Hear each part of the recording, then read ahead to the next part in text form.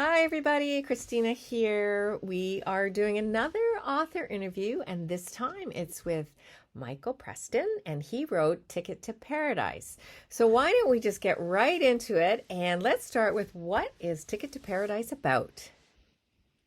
Okay, well, Ticket to Paradise is basically about two dysfunctional siblings, Angela and Art Garcia, who over time drift into a life of crime together. And when Angela unexpectedly hits all the numbers on a lotto ticket and decides to dissolve their partnership, her brother sees his livelihood disappearing and demands, some of her winnings. So then the story kind of goes a little forward to a huge storm that actually happened. This is the start of the story where our detective is wading through the mud that was the result of the storm. It wiped out half of Montecito, California, and they find Angela buried in the mud, and him and his partner, Barry and McDonald, originally just figured, well, she died in the mud, in the mudslide, and just another casualty. And then the autopsy determines otherwise, that she was actually shot before the mudslide even happened. So that starts the investigation of the murder.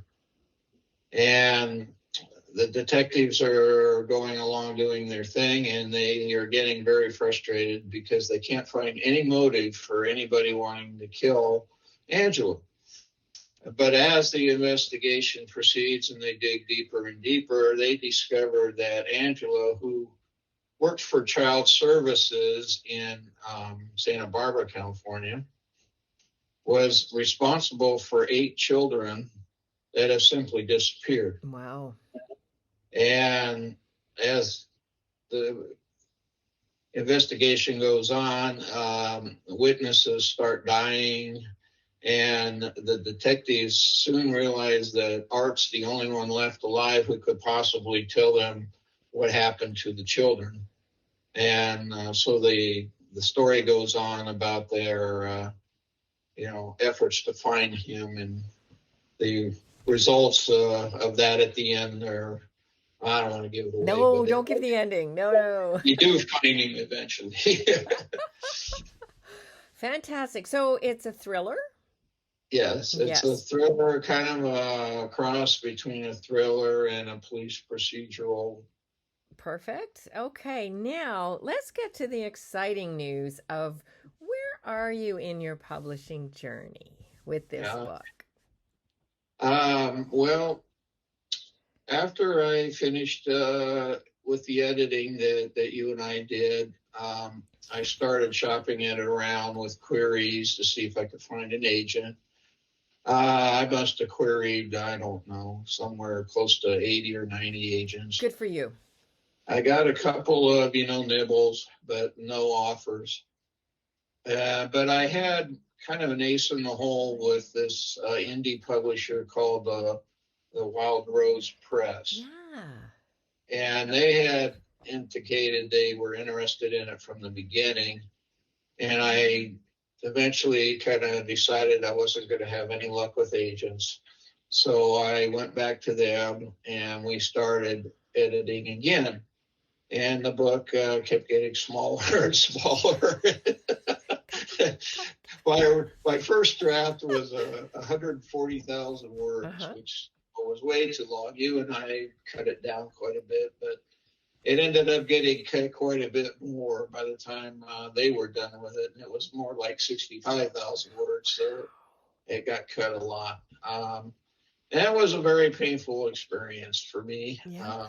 I had to cut a lot of stuff that I really liked in the book, but they convinced me that it didn't carry the plot forward. It was just, kind of sidetracking the story arc, if you will. Mm-hmm. So eventually I went along with it and cut out a lot. It was mostly backstory that I ended up having to cut out. Yeah. And so we signed the contract, and then for some reason they decided to release it on Halloween of all times. And to make it even funnier, the movie Ticket to Paradise that starred Julia Roberts and Clooney came out at the exact same time my book was released. So I was thinking I was going to get tons of emails complaining that the book had nothing to do with the plot of the movie and all that. But that didn't happen. So no, and it's not, the titles aren't copyrighted, and so it's fair game, and it was your title through a publisher, and I know it's been your title for quite a while. So yeah. I actually copyrighted it years ago, so if anybody came back at me, okay, so you're all good. Years, Yeah. No, and then when your book gets turned into a movie, those two actors can star in it. We'll ask them, hey, Julia, are you busy? Would you like to do another movie with the same title? Yeah. Theirs was a rom-com, and mine was a very dark thriller. So yes, it's not rom-com.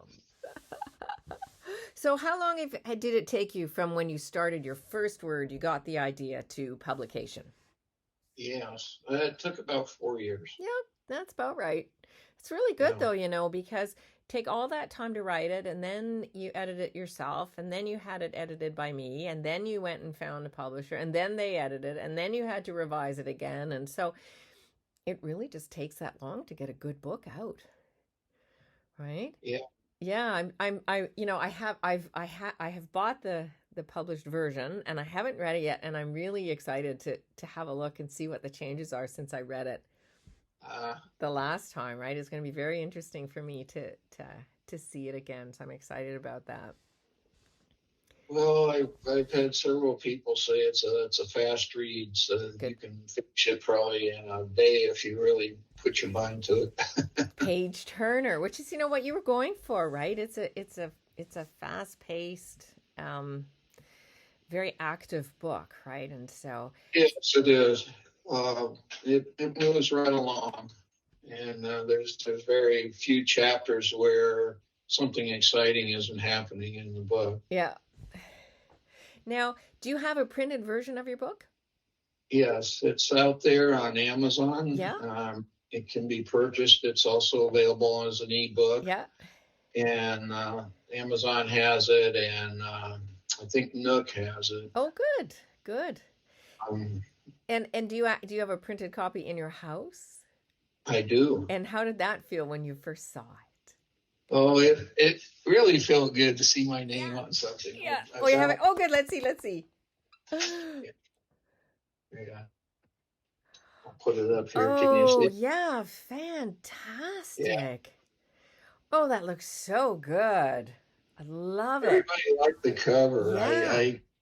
I went around with the publisher on the cover, and they kept coming up with things that I just didn't like. And finally they came up with that one. That's the one. And so we went with it.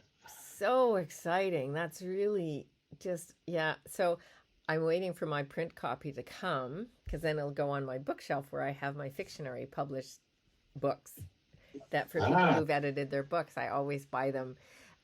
It's just a little happiness for me, right? To know that people worked through Fictionary, and then there it is published. So, how did you actually get the publisher to pay attention to you? Did you write a query letter, or did you have a connection, or what happened there? No, I wrote a query letter to them. Oh, fantastic! And they responded fairly quickly. But they responded with, we really like it, but it needs blah, blah, blah, blah, blah. Yeah. So they weren't ready to, sign a contract immediately. And so I had to go through several revisions before they were satisfied with it. And we finally got around to signing the contract. Yeah. I mean, that's great for you, because that means they loved the book when you first sent it. It means your query letter was really strong for them to actually read it. Right. We have another author through Fictionary, and I'm just forgetting her name right now, who's also published through them. So I know of two people who use Fictionary and have gone on to use them. So it's that's neat, I thought. Yeah. Small world. Without you guys, I don't know. It would have taken much, much longer to get published.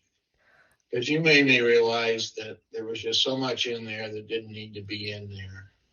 Yeah. And, you kind of made me focus more than I had thought that I had really cut it down and it was perfect. Of course you do. Yes. You quickly showed me that no, it's really not ready for prime time yet. So no, but everybody starts there, and everybody needs help with it, and that's part of the Fictionary community. Is that if we collaborate and help each other, the books are just better. Like, it's really hard to write a book, really hard, and until you've actually written one, I had no idea when I first started writing. I thought, I'm going to write a novel. Well, it's very hard. So you need outside perspective and just to do it. So before you had it edited by me, what do you think the most significant change you made to your book was while you were going through your personal self-editing process? Well, I started to realize that I'd really written two books.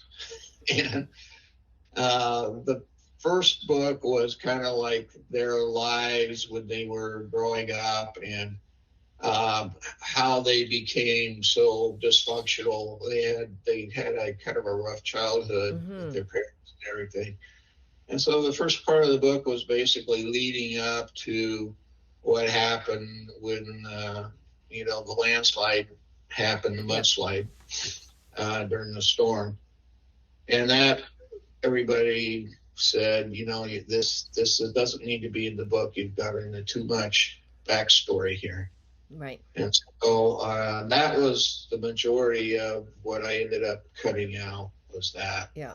Yeah. Okay. And that makes sense, so tell me how you learned, like, your writing is very, how do I put it? Descriptive in the action sense. Like, you can really see the action happening when your characters are moving. So where did you learn to do that? I don't know. Just natural. All right. Darn. I thought maybe there was like a good tip in there of this is how you write like that. I just, I've always been a voracious reader my whole life. And when I decided to write a book, it was something I'd always wanted to do. And when I retired, I finally said, well, you don't have any more excuses for not writing it now. So I just sat down and started writing. Okay. All right. Some people, they make outlines and do all kinds of things before they start writing. I didn't do that. The words just came. And my style is just a result of what I've read all these years. Yeah. I've written short stories, but I've never written anything this long. And it just, I don't know where it came from, to be honest with you. Interesting. Yeah, and that's very interesting because I'm sure that happens to a lot of people. I'm sure everybody brings their own strengths to writing a book, and I think one of yours for sure is that action just really flows, and you can visually see what's happening. And then your coaching from the other editors was, cut out a bit of the backstory, and so you think, okay, shorten that down and stuff. And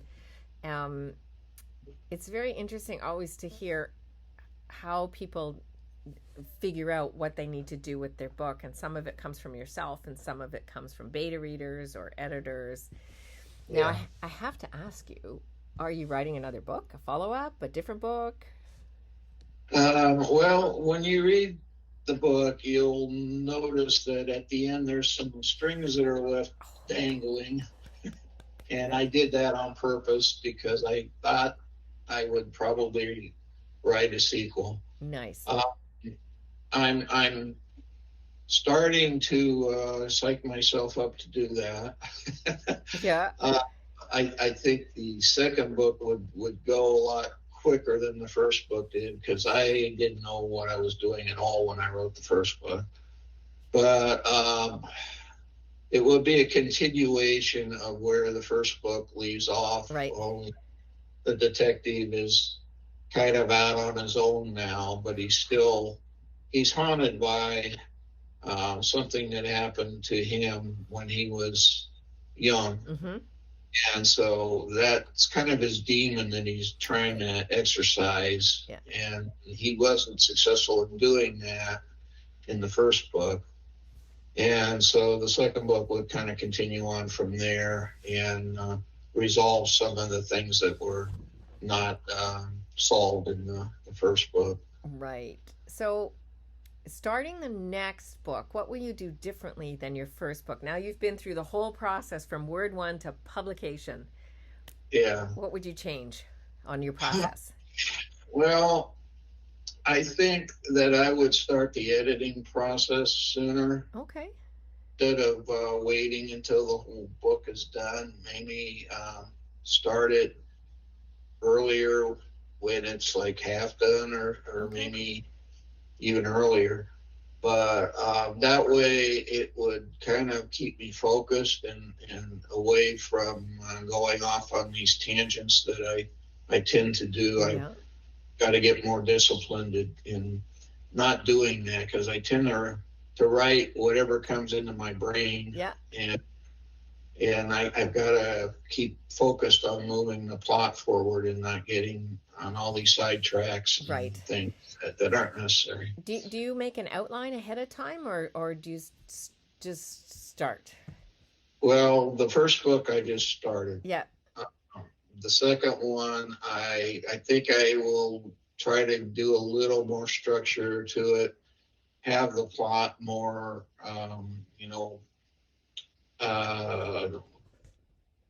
set in my mind as to the first book. When I started writing it, I didn't even know what the ending was going to be. I just kept going, and as the book evolved, I kept thinking of more things, and finally I decided I don't know, it just comes to me. So It nice. may take a while. Yeah. But something just pops into the brain, and Nice. then I say, yeah, that's There you what go. Yeah, and off you go. Yeah, and I think too that's good in a way because you practice writing while you're doing it. Even if you don't end up using it in the book, you're still practicing writing and you're still being creative, and that for me helps the process a bit because it does make you think and it does make you practice. There are others at the other end who, outline everything, but I don't. I work more like you where I sort of have it, but not 100% because part of the joy for me is the exploratory writing. And then I get very structured on editing. It is where I go hardcore structure. But at the beginning, I want the fun of just seeing, you sit down in the morning and there's nothing, and you end the day like there's a scene. It didn't exist before. Even if it's not in my book, it's in my computer. Yeah, exactly. And it's a lot easier nowadays, I think, because you have the keyboard and you're not writing longhand anymore like the old days, you know. No. And if you make a mistake, you just backspace. Yep, it's much. So it's a lot more efficient now than the old days, but it's still time consuming. So for the next book, do you have a title or a tentative title? No, not yet. Okay. The title to this book kind of was taken from a passage in the book. Yeah. Because there's a lotto ticket that's involved in this, and that was the ticket to paradise. Yeah. So that's where I got the title for the first book. Right. The second book, the title will probably come to me as I'm writing it, but right now I have no idea. It'll pop out. That'll just be, there it is. As you're typing in, you'll know, doot, doot, that's my new title. Yay. Yeah. Excellent. Okay, so what we're going to do, at the bottom of the video, we're going to put links to your book where people can buy it. Obviously, it's online. You can just search for Ticket to Paradise. It's right there to get. It's a great read, so I highly recommend that everybody reads it. And Michael, I just want to thank you for taking the time to talk to us about your book and share your experience. And I hope when the next one's written and published, you come back and talk to us again. Well, I would love to. Yes. You guys are great, and I love being part of the Fictionary community. And I've contributed a few things, and I'll continue to do so as long as I can. Terrific. That's fantastic. Well, thank you. We'll say goodbye to everybody now, and we will keep in touch.